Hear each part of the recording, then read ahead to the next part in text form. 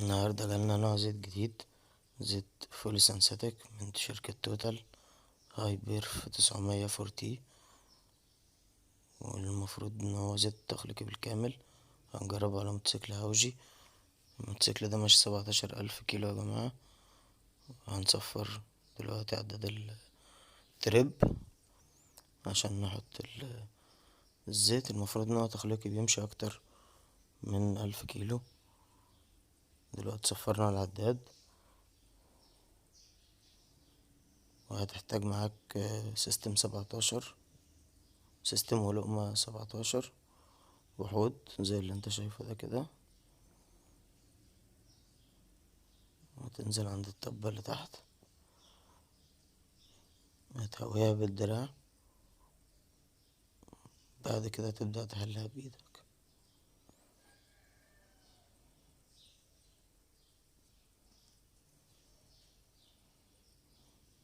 زي ما احنا شايفين كده يا جدعان.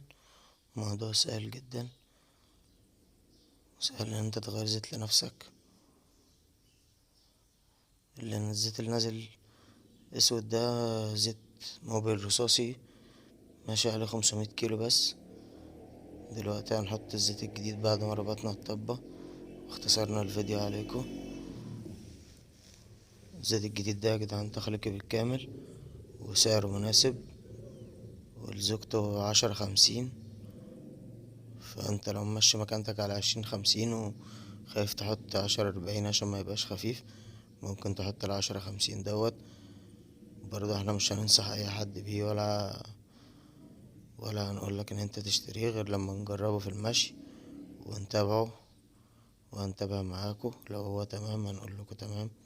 احنا بنجرب في الموتوسيكل بتاعنا، مش بنجرب في حاجة حد.